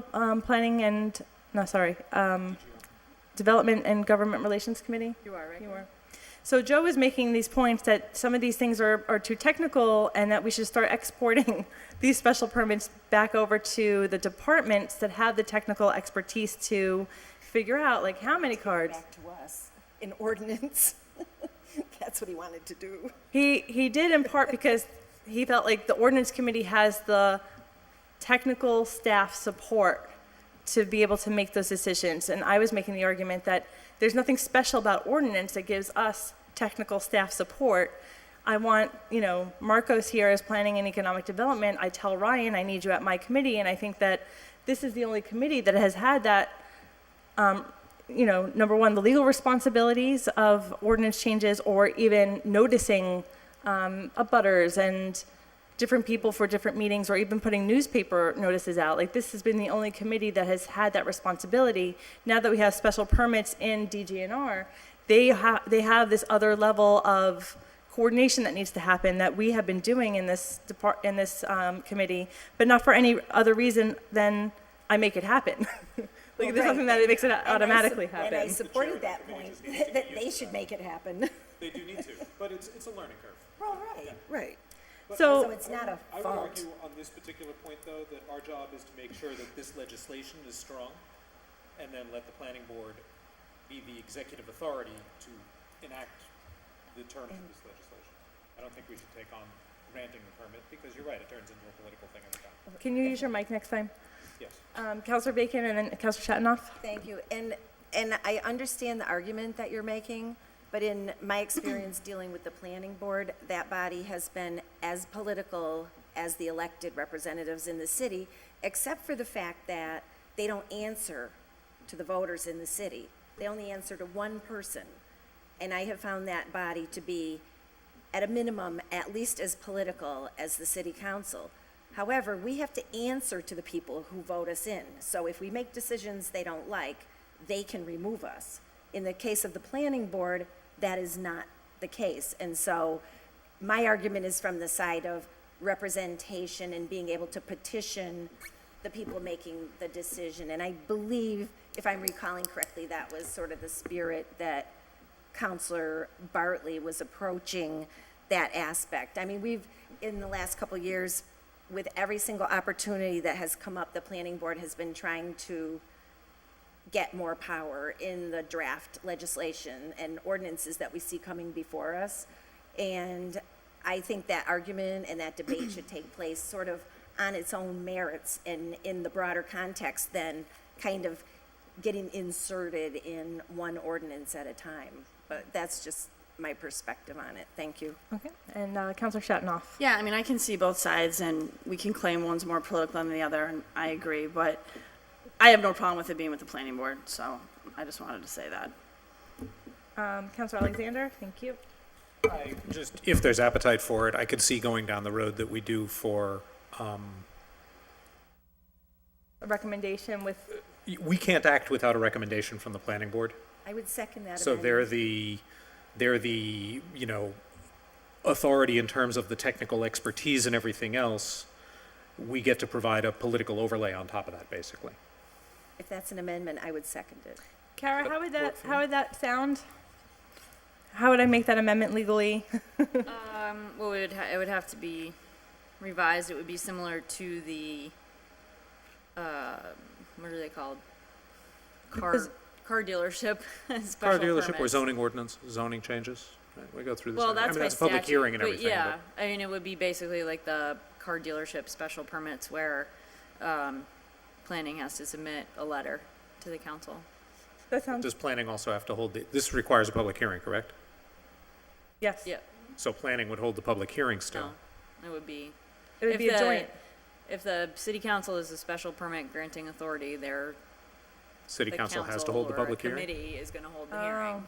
Whoever's the granting authority has to Then I hold the withdraw my hearing. amendment. I'd rather see this sit with planning for the hearing. Well, And hold their feet to the fire in terms of, we do the joint public responsible. hearings now. We don't do joint public hearing for car dealerships. Well, no, but I'm saying as a practice, we hold joint public hearings with that committee and our committee. But you can only have one body grant the permit. So you have to Right. pick, and whichever body is granting the permit is the one that's gonna have the hearing. but like Kara, in the case of a zone change, planning and this committee both hold a public hearing. We hold them jointly for convenience, but there are two separate noticed public hearings. Right. And But this body that's a does not whole act without a recommendation from the other body. Mm-hmm. Is that a model we could apply, or you're saying it's not going to work for a particular reason? Well, and if you want some kind of a recommendation, it would be the council. They're two separate processes by statute. So we need to And create, the timelines for appeals and are all set by statute for special permits as well. So you have to have one body that's a special permit granting authority, because that's going to trigger compliance with the statute. And the only way in a special permit context you could do it is the way we do the car sales or car repair, where the council is the one granting it, and you get a letter from planning with a, But those letters don't require them to do the due diligence that they're required to do through the public. they We review don't get the- the same result, they review the basically. plan and then Yeah, submit but a letter it's a of more how cursory review. Yeah. So I'm going to withdraw my proposed amendment and say that let's try this with the planning board doing it. If we don't like the results we're getting, we can always revisit this ordinance. So, and I just want to reiterate this one point that maybe I'm confusing a personal conversation that I had with Councilor McGivern about this with his comments at the meeting last Tuesday, but really the work that we're doing as government or like the city has become increasingly more technical over the years. There's like so many more, amendments to the state statutes that then need to be complied with at the local level, and I think that we need to make sure that the folks that have that technical expertise are the ones that are retaining the most control of the situation. And if we get a recommendation from our departments to approve things, I think they even with those recommendations, I think we see it all the time with like the auto dealerships. Auto sales, yes, auto sales and repair, that we're stuck over and over again trying to make sense of even the most simple applications. I know that there was a little bit of frustration on the DJNR committee with the level of technical, legalese and jargon in trying to interpret the document that was provided and figure out if it makes sense from the city's perspective to allow the special permit. But I do think that things are becoming increasingly more technical, and I'd like to keep that separate from what we're doing in the council. So noting that we're on the very first of Councilor Bartley's suggested comments, and we've decided to do nothing with it, or at least that seems to be the sense. We have a motion that was made and seconded. No, you withdraw your motion. I proposed a motion and then withdrew the proposal. I didn't actually make the motion. Okay, And I proposed a motion and didn't get a second. okay. Do you have any other comments, Councilor Bacon? Because you had your hand up. Well, the only other comment I would make is we already have a strong mayoral form of government. The mayor has broad powers and broad discretion, some of which I believe he has overstepped on multiple occasions. But I don't think we're in a situation here where we need to put more power to one person. And I think that gives that person the ability to pick and choose who gets what permits, because the people serve at the pleasure of one person. And I think it's dangerous, and I think it continues the imbalance of power that is not in the favor of the general resident of the city to do that. So that's all. Thank you. So I'm going to move on Councilor Bartley's point. So in 6173, criteria, they actually took his amendment to change proof to document. So you don't have to actually prove this hardship of some sort. You have to just document that you believe that you have a hardship of some sort. I think we've reviewed this. I'm comfortable skipping the ones that did get adopted. I'm not That was adopted, that was adopted. I'm not sure. I'm reading Councilor Bartley's things for the first time with the changes that are here. There's a change in 6 from shall to may. Did we get that one? Shall be improved as opposed to may. Do you want to keep it as shall? So it says, as a condition of the special permit, the streetscape along the accessory parcel shall be improved with the inclusion of trees, green belt, sidewalk. Absolutely shall. The city's given him something, we should get something back. Okay. Other thoughts? Moving on. 6176. Design standards, 5. 5, there was a recommendation to change shall to may. Within the right-of-way, tree belt, and within the frontages, trees shall be installed at least every 20 feet at a minimum height of 6 feet measured at the top of the root ball. Species as approved by the city forester. I would actually suggest we strike the. Use your mic. I'm sorry. Suggest we strike the minimum height of 6 feet measured from the top of the root ball and replace, because street trees are not measured by height. Like, nobody goes out and orders a tree based on height, they order a tree based on the caliper of the tree. And I would say of species and caliper as approved by the city forester. Okay. And let the city forester determine that for that species, a smaller tree will live, for this species, you need to buy a bigger one, whatever. Counselor Bacon. Thank you. And in the section that we were just looking at, they're talking about trees, a green belt, or other similar features, which would indicate maybe it doesn't need to be a tree. So I'm just not sure we should be that prescriptive in what the person has to do and how many feet apart they have to be, because maybe a bush is a better thing than a tree I in think that setting. I just think it's a little, almost contradictory. I think I would agree with you in general, but there was something there that, why can't I organize this at all? There's something there that says,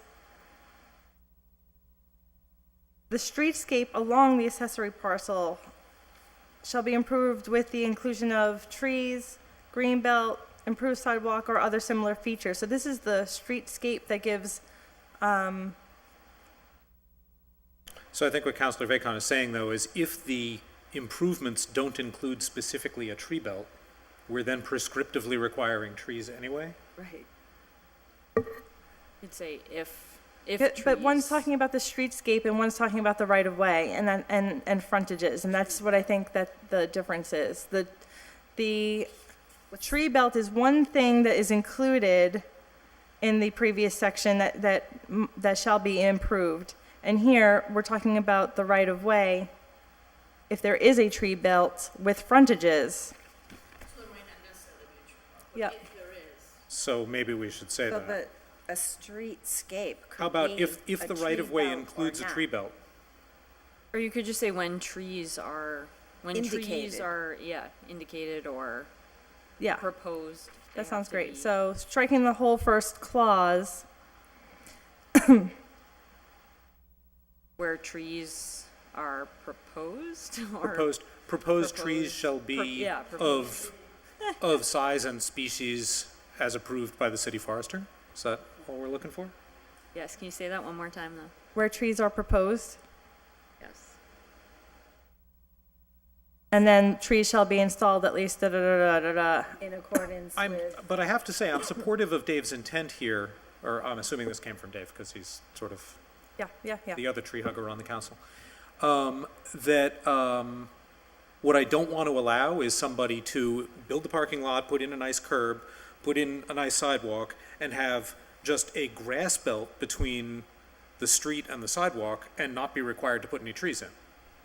We want to use this as a lever to help restore the city tree belts, which are in such dismal shape everywhere. right, and trees are referenced in item 6. In six. But I really want to highlight this idea that I see in my interpretation, and you guys can, debate it. But item 6 says, as a condition of the special permit, the streetscape along the accessory parcel shall be improved. And it says, with the inclusion of, and then it says something as. So- It should be inclusion of items such as, right? Thing. Right, so that items doesn't get you such trees. That allows as- maybe trees. Right. Yes, such right. as trees, green Because belt, here's all the different Maybe things. trees. Yep, and then here it's saying, when there is a tree belt, this is what your tree belt should look like. That's Right, what this so how do item we number define, 5. is there a tree belt? Is there a way to get at Right, that, Kara? what's a tree belt and what's a streetscape? Is a tree belt defined as the belt of unpaved area between the curb and the sidewalk? Is that by definition a tree belt anywhere in ordinance? I would have to look. And what's a streetscape? I think the streetscape is just the The view. general, right. So it could be the view tree of belt. It could be, but it doesn't have to be. That's the case where it could be bushes, or it could be flower plantings. What else do they have here? But sometimes, from a safety point of view, a tree might be a bad thing. Yeah, but I think we need to do something that says a tree belt shall go in under these circumstances, and when you have a tree belt, here's what a tree belt will look like. So can we write something where a tree belt, I mean, what if we said streetscape improvements along or improvements along city street frontage shall include a tree belt between the sidewalk and the curb? no, because that is removing the flexibility that's provided in that first section 6. Here is where we want to create a tighter definition of a tree belt. So why don't we I think what you say, were saying in the first place, when trees are proposed, the type and size shall be installed in accordance with the tree guide. And I think that's good, and that's fine here, but what I'm looking at is back in the original section, which is, I don't want somebody to propose lawn, just lawn and nothing else in between, because it's easier to mow, in between the sidewalk and the street. I want to encourage the development of shaded belts along sidewalks because it makes the streetscape more inviting to pedestrians. And I think that's a critical component of what we're trying to achieve here. do we have a definition for right-of-way? Because that's where they started, so I'm going to assume in some way that the right-of-way is defined somewhere. The right-of-way is just the right-of-way, it's the area that the city owns for the street, but the right-of-way extends beyond the road bed. It includes the sidewalk. Yeah, and So it's not can what the we- city owns, it's 30 what the city feet, can right? use. It's usually 30 feet. 25 feet from the center I line. think it's more. Standard. It's wider than what I think it's like 50 feet. and then the 25 feet from road the center is- line Right. is the standard number, although there are some grandfathered streets that are smaller. Right, and So- you have the road that takes up part, and then it goes beyond the, Not many. So I mean, can we go Northampton back to Street's this 25 feet from original the center line. language and say, within a right-of-way and within frontages that will include tree belts? So that's saying when we put a tree belt in a right-of-way or in a frontage, trees shall be installed like this. Within the right-of-way and within the frontages where trees are proposed. No, not where trees are proposed. That gets us back to it's optional. Sure. I want a tree belt along the city streets. I don't, there's an alley or something along one side. I don't care about that.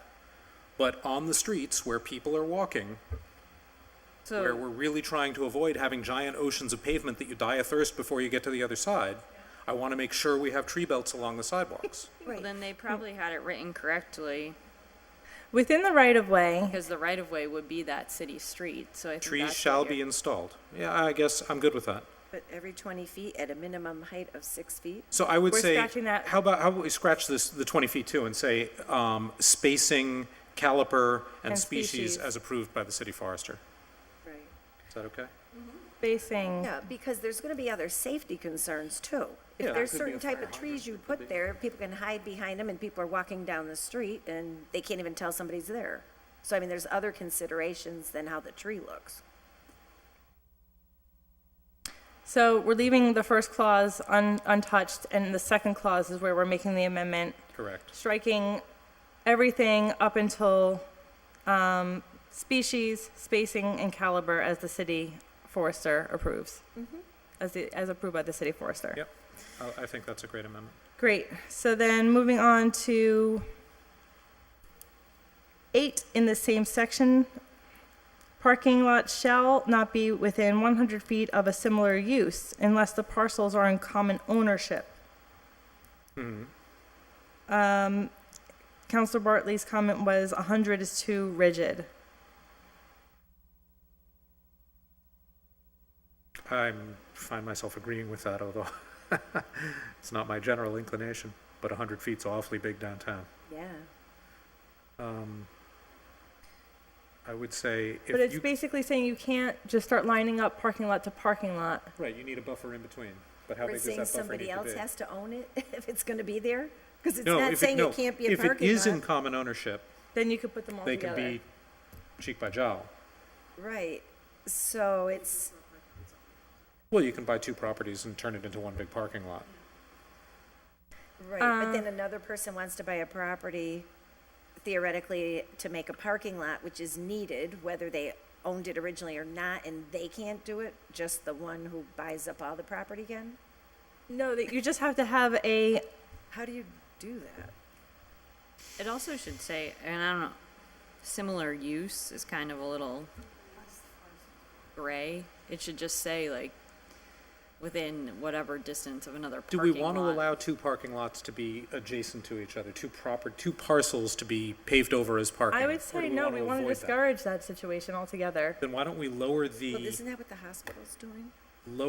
exactly, Yeah, that's what we're trying to. which we need to Well, fix. no, but we also have people coming in saying they need parking adjacent to it, and all the dense housing is all right in about 4 blocks. Right, so what if So we, how are you what if gonna we do try that? this kind of an approach? What if we say the common ownership thing throw away, so there's no exemption for common ownership? Mm-hmm. But the buffer in between the two parking lots is much smaller than 100 feet, like maybe you Yeah. only need 25 feet in between Can we them. do 35 feet, 25 feet? She's saying 35 feet? Either of those to me is But- much more practical than 100. And gives you plenty of room for a nice It garden makes a lawn area. buffer, Yeah, Yeah, room for a buffer. yeah. Whoops, I'm sorry. So we're sort of creating a buffer without calling it a buffer, I guess. So let's, I mean, I'd be happy with 30 even, but And preventing density of use for parking. Yeah. I'm good with 25, 30, 35. Jen, you got any? I'll second 25. Okay, 25. parking lot shall, Do you need a votable proposal or something? voted it sounded like there were 3 motions for 25, 3 in favor of 25, so I put that in there. Okay, we're good. All Moving in on. favor? Aye. Aye. So moved. So this now reads, parking lot shall not be within 25 feet of another parking lot, right? I think that and that's what you're talking about. That's the only Yeah. similar use, right? And Yeah, then, and then it's just to scratching break it the, up. Right. scratching the rest of that sentence. Of another.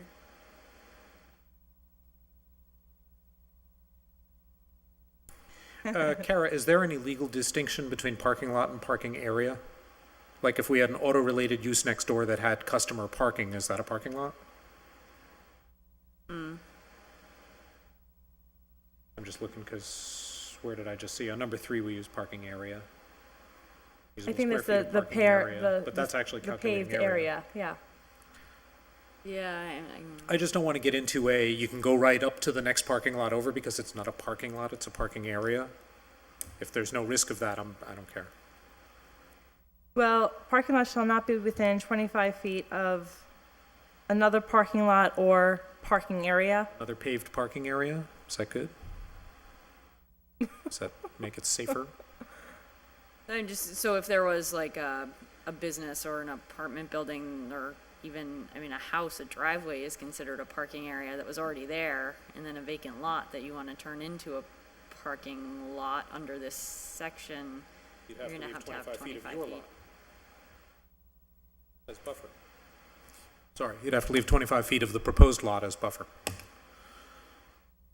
So it should probably say, maybe Jeff was right then with similar use. I would say another parking area. Yeah, another parking area is more broad. Okay. Thank you, sorry, I mean to be picky. Actually, I do. Striking the end of the sentence too, unless the parcels are in common ownership? Yes.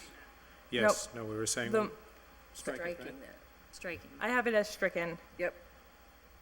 Strike it, so even if you own 2 big 1-acre lots, if you want to put parking on both of them, you need to leave something in between so it's not a giant ocean of parking. Maybe we could put a tree belt there. Hypothetically speaking, say the YMCA wants to do parking right across the street, are they not gonna be able to do this with this now? No, I mean, Street is More than 25 feet. feet No, the street's 50 Right? feet. 25 from the center line from the center. is the right-of-way. So Pine Street there is, I mean, the lanes are at least 14 feet wide, so So you're it at would least at only 28 feet. affect something that was next to something else. Same side of the street, would have to be.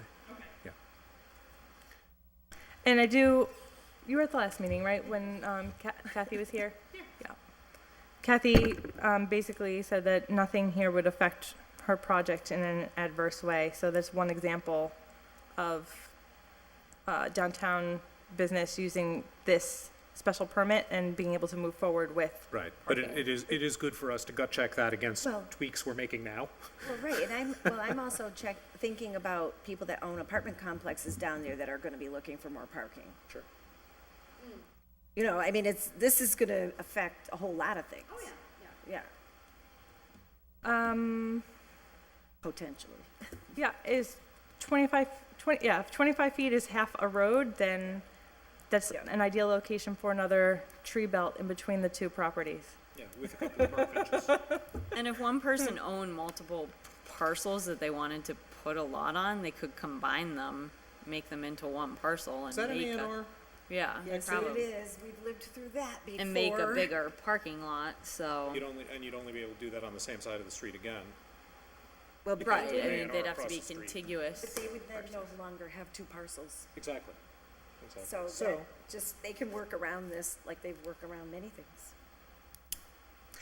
So the other amendments here that Striking were R suggested by Councilor Bartley are $500 for the application seemed too steep in his opinion.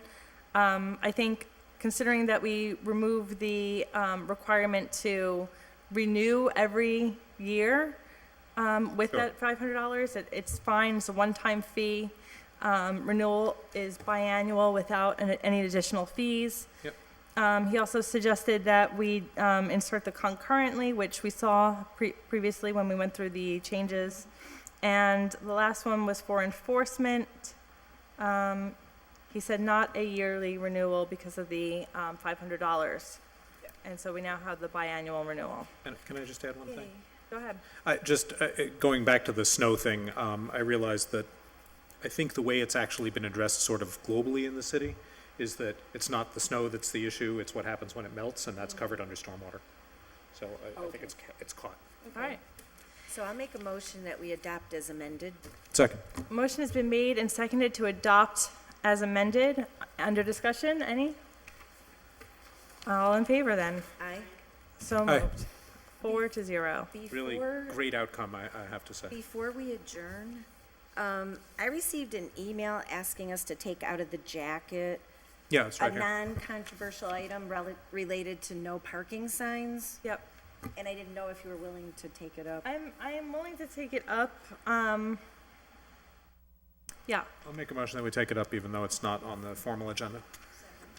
Motion has been made and seconded to take up item filed by Counselor Todd McGee, that a no parking sign from 8 a.m. to 4 p.m. be placed near 9 St. James Ave. All in favor? Aye. So moved. So This is simply for Mansur Holden down on whatever street that who is is it there. for? I think it's Mansur Holden Printing is tucked down there. And For truck their, deliveries. their trucks during the business day are having trouble because people are parking right in the way of the driveway. So it's just to open it up a little bit so their business can operate. So my question would be, is there already no parking permitted in that area and we're just putting up a sign to call attention to it like we've done in other areas? Or are we actually, No, it is parkable. And there are residences in the area. And I think that's why it was an 8 to 4, a business hours Right, so restriction. like we've done in other areas, it's not impeding the people who live there from using it. But it is an later. ordinance change. It's not just a informational sign, is my understanding. so I'd like to amend this then from 8 to 9 a.m. because I think some people are not really leaving their houses for work until 9. So if it's a residential area, I don't want them to be rushed out of their own. Kara, still, I just want to find out, we have other identical signs throughout the city. We should be consistent. Kara. Sure. On a motion to suspend the necessary rules? Second? Motion made and seconded. All in favor? Aye. Aye. Kara, quick question. We have other places where there's no parking during the day to facilitate a business. And I just want to make sure the timing, that we're not, doing patchwork timing all over town. Can you look up quickly where another one of those is? And see what we've done in the past Last one we did, on the business needs?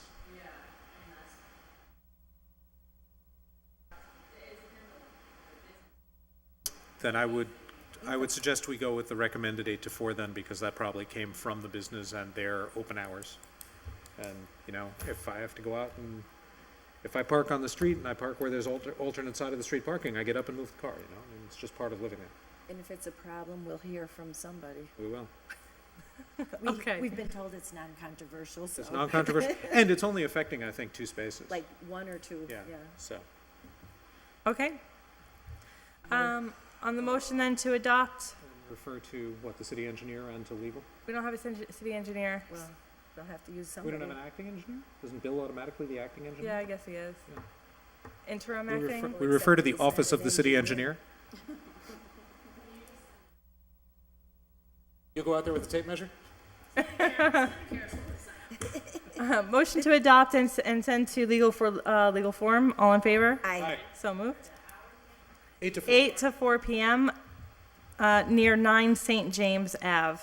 And we should, yeah, let's, when you go to put it into legal, can we verify that it's Mansell- Monday to Friday?